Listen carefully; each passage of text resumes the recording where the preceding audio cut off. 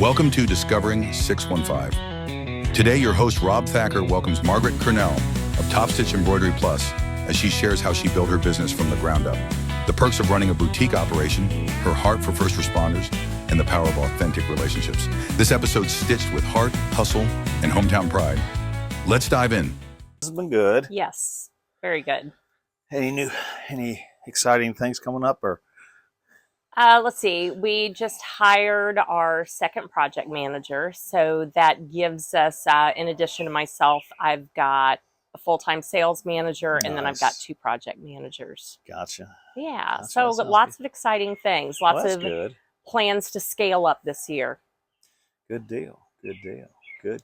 That's great. So, hey everyone, welcome to another episode of Discovering 615. I'm your host, Rob Thacker, and I'm here today with Margarett Kernell with the Topstitch Embroidery Plus. Yes. So, Margarett, welcome to Discovering 615. So glad to have you today. Thank you for having me. I appreciate it. So let's get into the, how did you end up here in Tennessee, in the Nashville, Hendersonville area, and with your business and everything like that? Okay, well, this is my 14th year in business, and we started off in St. Louis, Missouri.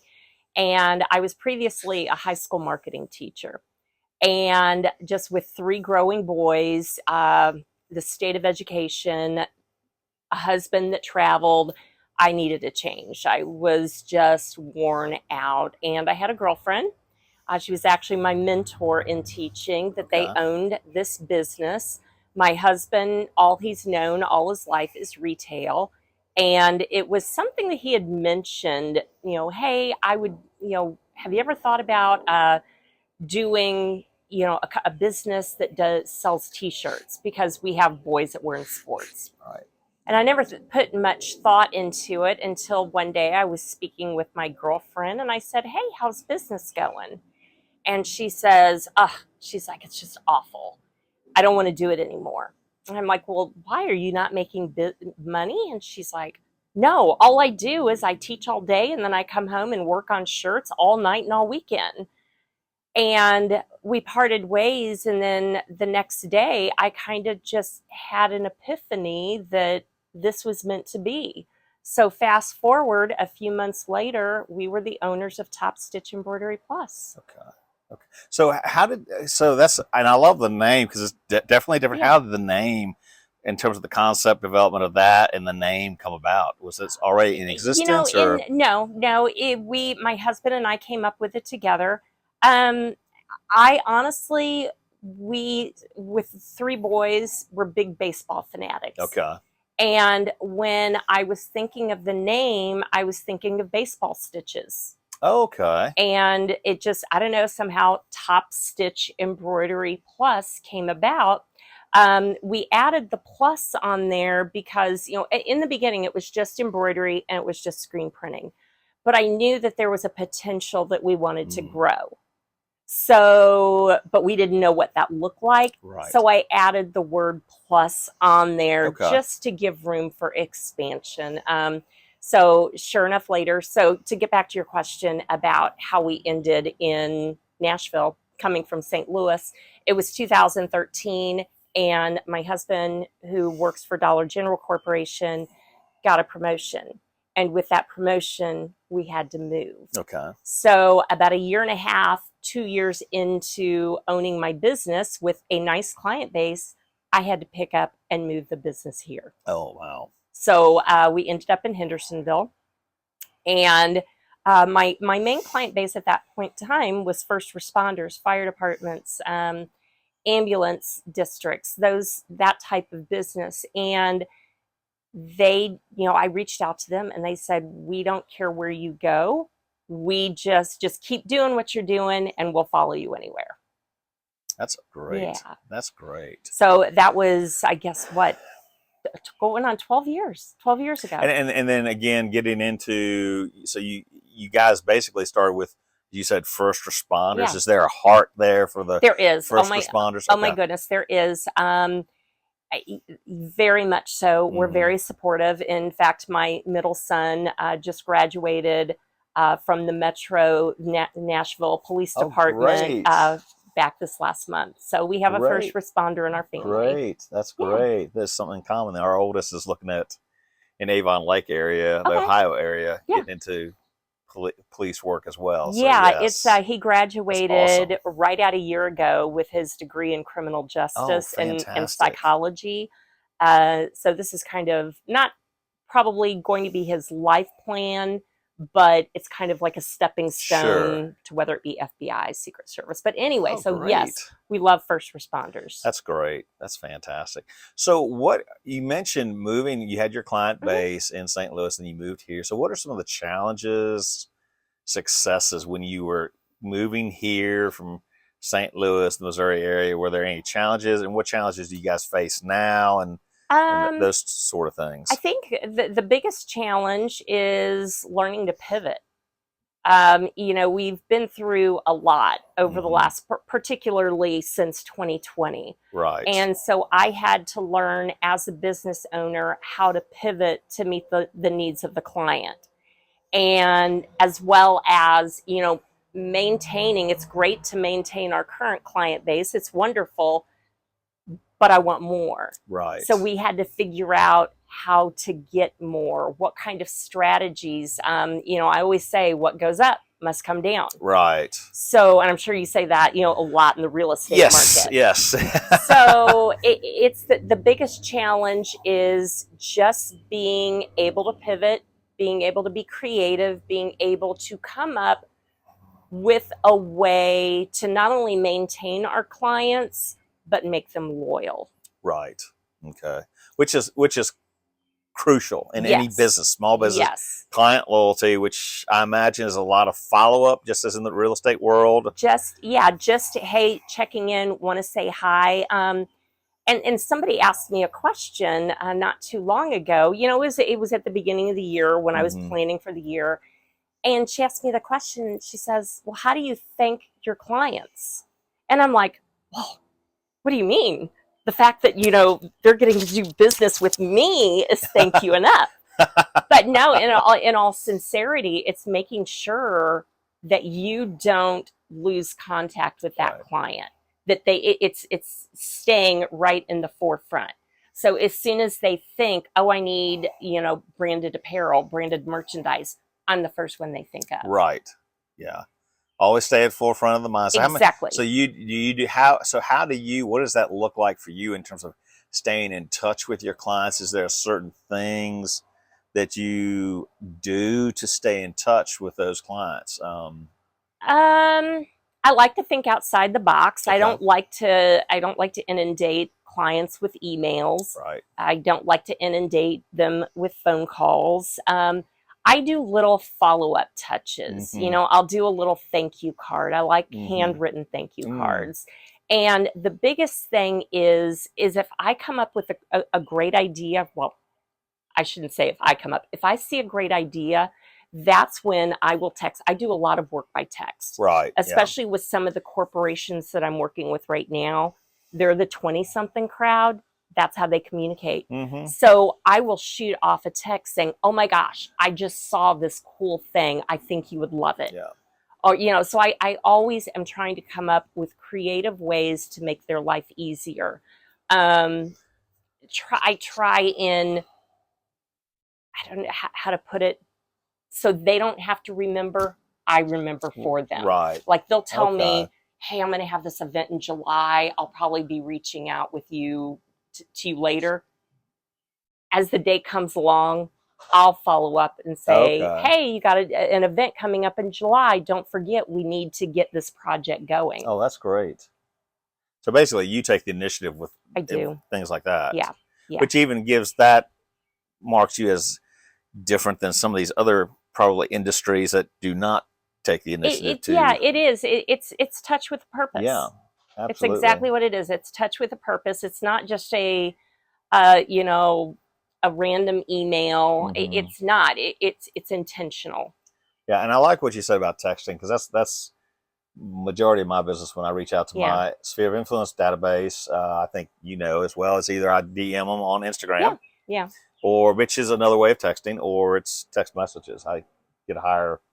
Yeah, I think you get higher Well, yeah, return well, with you this have group to, too. right, you have to cater to the crowd. And that's the end thing with the crowd right now. That's Right. how they do all through social media, through texting. That's how they do all of their communication now. Right. It's like, what is a phone call? So talk a little bit about too then, because I know you guys are, it says on, you know, I was looking at your website and it says a boutique business. So you don't have a storefront, We correct? do not. Okay. No, I don't want to do a storefront. And primarily, we're business to business. Okay. We do not do business to consumer. You know, I always say I'm not your 31 lady. Don't bring me your baby blanket. But we are strictly, you know, the business to the business. Okay. We have, I don't know if you guys have a basement here or not. We do. Well, then we're one of 4 houses in the state of Tennessee that has a basement. And maybe one of 2 houses in Balance that have a basement, exactly. right? So, you know, we had, when we moved into this house, that's why we picked this, you know, that's why we picked the house that we did. We had this huge, massive open basement. So I converted pretty much almost all of it to workshop area. Gotcha. So we have our workshop out of the basement. We have very little foot traffic. On an occasion, I'll have a client swing by to pick something up, but we don't have the foot traffic. And as far as my employees, I know they have a dream of someday moving into a separate facility. And I'm certainly not poo-pooing that dream, but that's going to be a few years down the road. Right. It's like, I like my 30-second commute. Yeah, exactly. Oh, yeah. And it's functional. I mean, we've got the workspace, we've got the storage space, we have the shipping station, we have everything we need right there. Well, and 2, you also then do not have the, you know, in terms of the affordability for you all too. Yes. You don't have to rent the property. I mean, yeah. I've understand wholeheartedly what you're saying. Yeah, we don't. I work out of my home. Yeah, we don't have the overhead. So because we don't have the overhead that some of the local competitors that actually have a storefront or an actual facility, because we don't have that overhead, we can be a little bit more flexible on our pricing. Gotcha. So, like, in terms of orders, like how many, like you talked about, let's talk about that a little bit. In terms of your orders, do you do mass orders, small orders, everything in between? We do everything in between. Good example right now is we just received an order, and this was a pre-existing client.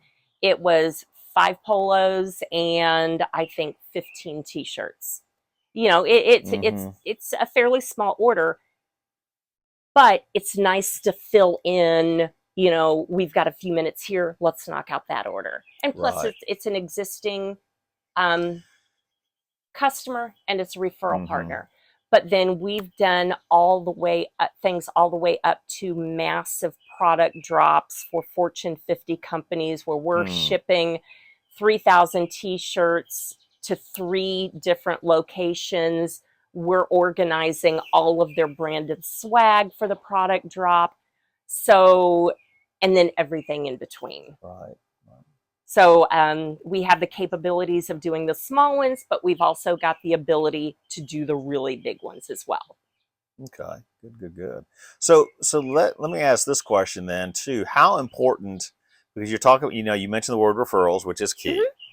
In terms of networking, how big has that been in terms of networking and being involved with, you know, different businesses in terms of the networking? How important has that been for your business? In all honesty, that's 90% of where my business comes from. Okay. Is networking and referrals. I'm one of those that I'm not a big fan of cold calling. It gives Next 2 of us. It gives me personally, it gives me hives at the thought of doing it, and I don't always think it's necessarily the best method. I think there's ways you can use your time better. So yes, I belong to my big payoff has been BNI. Right. So I belong to that, and that organization is what has taken my business to limits that I never thought it would get to.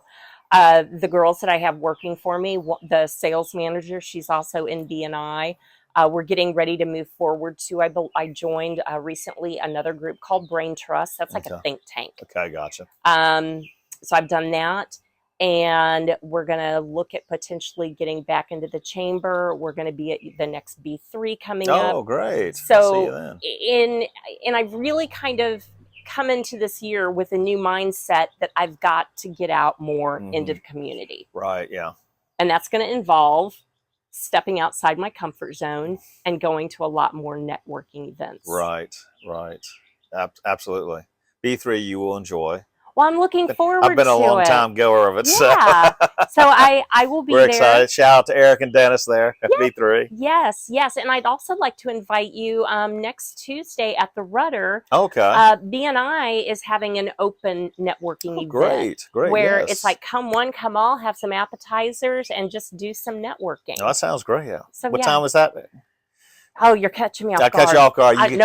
You can text me. I can text that to you, or I can open at 5 to 7. Oh, great. Next Tuesday, 5 to 7. Okay, great. I'll send you a text follow-up. All right, good deal. But deal. So what, in terms of, because like, in terms of also the networking aspect, how much social media involvement do you have with your business? We're doing a lot more. That over the last, I want to say 3 years has kind of been a goal of mine. Mm-hmm. And that was, originally it was to get a website. We've got that up and going. Then it was to get a presence on Facebook. Mm-hmm. Well, we got a presence. But now actively, I would say over the last year, we are growing through Facebook, through Instagram. We're growing that presence. We're trying to figure out that perfect sweet spot. Yeah. And then Meta goes in and changes all the configurations on you. Yeah, I mean, I'm big on Instagram, so it's like Meta. I just saw a thing last night and I watched it. Meta again. Instagram's changing everything. Like, Brock Johnson, who is the Instagram guru, said, and I got a guide from him how to even monetize your Instagram. But it's like, they're saying now they're pushing more and more reels. Yes. It used to be you do, so it's now go heavy with reels. I'm like, okay, so we're coming back to where I started, but you gotta be in. They want you to be on the reels, transparent. Yes. Be yourself. Don't be. Yes, and that's that's really what we're working on. We have, in the analyzation process, we have determined that the videos gain more followers, the reels, and especially, I don't want to say goofy ones, but the engaging ones where you can do something to engage more people, whether it be a day in the life of, or, what are you wearing Wednesday, just things that are more engaging, just a single picture, a stagnant, it's not as effective as it used to be. Right. But it's a work in progress, I should say. And we're constantly trying to come up with new content. One of the things that we are going to do involving our social media, and I brought you one, is a promotion called 100 Cups of Coffee. Great. Now, as much as I would like to take credit for this, I can't. But I do put my own little spin on things. But it's 100 cups of coffee and 100 conversations, because every great story starts with a conversation. Absolutely. So in exchange, so what I do is I'm going out and in an effort to step outside my comfort zone and network more, meeting with somebody, buying them a cup of coffee, giving them a mug, and just having them tell me the story, kind of like what you're doing. Tell me the story about your business. And then in exchange for their time, I'm going to take and put them on my Facebook page. Right. So do a little bit of cross promotion. Right, exactly. So that's one of the big things that I'm doing this year. So my goal is by the end of the year to have 100 cups of coffee with people. Fantastic. And coffee is a good thing to have. It is. People to tell stories. Yes. Like I said, every good story starts with a conversation. Absolutely. Great. That's awesome. So let's talk a little bit too, jumping back to customers. What do you want? You've already addressed this a little bit, but even a little more of a deep dive. What do you want your customer experience and your clients, their experience to be with you all? I want them to be able to take a deep breath and a sigh of relief, because that's something they don't have to worry about. All they have to do is call me and say, hey, or one of my project managers or my sales manager, and say, hey, I need XYZ. Mm-hmm. Got it. And I want them to be able to wash their hands of it and just have it show up on their front porch. Great. So I want them to feel a sense of ease and comfort and trust that they tell us once, we get it done the right way. We do our job so we can make your life easier. Gotcha. That's great. That's great. So then, in terms of, you've mentioned too already networking. How has the community received you all? And then, in terms of giving back to the community, obviously you already recommended first responders, but how else do you look at you all giving back to the community? But then, how has the community received you guys? That is a work in progress. Okay. In terms of finding, with a small business, you have limited funds. One of the things that just through networking that I've come across is a place in Nashville called the Next Door. Mm-hmm. It is a facility that focuses on, it's a treatment facility that focuses on women who have experienced abuse, substance abuse, things like that. So we work with them. In terms of how we've been received by the community, we've gained, like Our Lady of the Lake, Hendersonville Soccer. We have clients in the community, and we spend a lot of time as well as some money giving back to those programs. Right. So, for example, at Our Lady of the Lake, if they have a pop-up shop, that's not within our contract that they're going to pay us X number of dollars. Right. But because they use me, I want to help them. So we'll come out on a Sunday and we'll pop up a shop and sell their merchandise for them. Great. So that's kind of it. It's a work in progress. Work in progress. Yeah. And so along that lines, then, a work in progress. What are some of the future plans that you guys have for Topstitch Embroidery Plus? I mean, you have hinted at some things, but in terms of more social media influence, but what else are some things that you're allowed to share? Well, I mean, we definitely want to scale up. Okay. And what I mean by scale up, we want to scale up revenue-wise. We want to, ideally, yes, and this is going to be when I'm able to sit back and say, go ahead. We do want to maybe have we're going to outgrow where we are. We're already close to capacity. So find a location where we can set up a shop, grow in employees. But as for me, as a personal goal, I would like to, within 3 years' time, have grown enough and achieved enough revenue that my husband can retire corporate America. Gotcha. Yeah. Gotcha. We have a couple of side businesses going that fall under the realm of Topstitch Embroidery Plus. Those are a little bit on the secret side right now. Gotcha. But we're working on some other little side businesses as well. So, awesome. But I guess the big thing, though, to answer your question is, it's just we're working on marketing strategies. We're working to increase our revenue. We're working to get more of a community presence. We want to meet more people. That's the big thing. Yeah, that's a great goal. That's what it's all about. Yeah, meeting more people, more conversations, building relationships. Yes, because that's basically the essence of our business. It's we have a wide variety. We have thousands of products. But businesses like mine are a dime a dozen. You can go online and order branded merchandise without even having to talk to a person. But working with us is what makes it gives you more of a comfort zone. And we build those relationships, and that's why they keep coming back. And that's a great point, because you have to, like your business, my business, set yourself apart from everybody else. Yep, and that's how we do it. We do it by the level of customer service that we give, knowing that they can't. It's not uncommon for us to get a text at 5:30 on a Friday saying, "Oh my gosh, I have to spend this money tonight. Can you please help us out? Well, 5:30 on a Friday night, we'd much rather be doing other things. Right. But I'm not going to tell a good client no. Right. I mean, like, all right, I gotcha. We'll get it taken care of.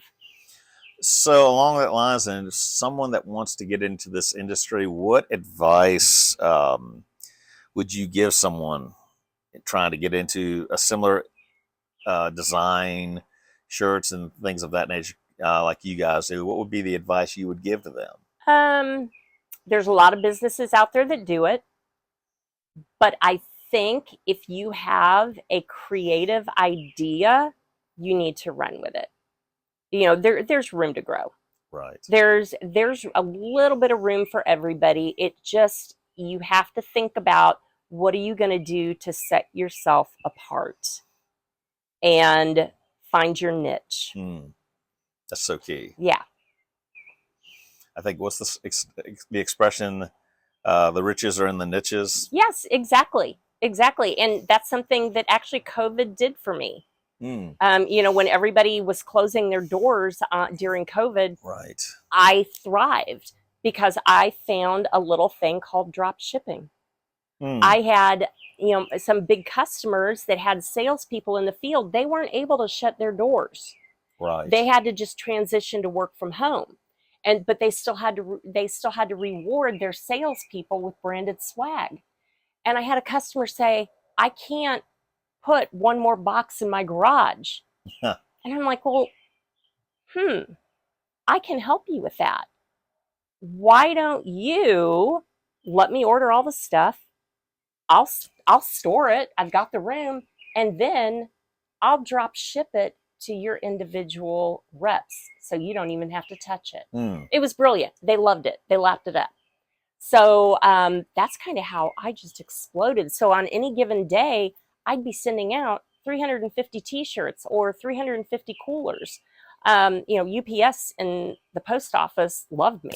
They still do. But it was just going that little extra mile of offering the inventory management, right, and the distribution of it. That just was such a sigh of relief from them, because they didn't have to clutter up their garage anymore. Right. And they certainly didn't have to worry about moving the product. They let me do it for them. Okay, great. And then when you guys do like the t-shirts, things of that nature, do you end up, is that hired out to another business? Do you guys do it yourself? Depends. It depends. It depends. Okay. We have the ability to do it ourselves, but depending on what our production load is, okay, we do have partners that we work with. Okay. So, we have done as many as, last month we had, I want to say, about 2,000 t-shirts that we had to crank out. And because of the turnaround time, we did keep that in-house. Okay. And we just it was all hands on deck. It was late hours, but you know what? We got it there by the deadline. Gotcha. We made it happen. Gotcha. And what are some of the other products besides t-shirts? Because we've talked about that. T-shirts is just such a small piece of it. I feel like a good chunk of our business is the branded merchandise. Okay. The mugs, the pins, the swag, the stuff we all get, per se. But then, yes, we have a wide variety of polos, from the cheap brand all the way and up to the high end, where you can spend $150, $250 on a polo. Wow. And trust me, people do. So we've got the embroidered corporate apparel. We have the t-shirts, but we have all of the promotional product items that you can do. And pretty much, if you want to put a brand on it, we can do it, or we can source it. Gotcha. Good deal. Yep. Good. Well, Margaret, where can people go and find you? Yes, they can find us on Facebook. Okay. They can find us on Instagram. And if you go into Facebook or Instagram and you send me a direct message, I will buy you a cup of coffee and give you one of my mugs. All right, great. Yes. Great. And do you guys also have a website as well? We do. It is topstitchembroideryplus.com. All right. Well, Margaret, thanks for coming on Discovering Thank you 615. for having me. I appreciate You're it. welcome. It's such a pleasure to have you on there. And thanks everyone for Yes. tuning in. And everybody have a great day and God bless. Have a great day.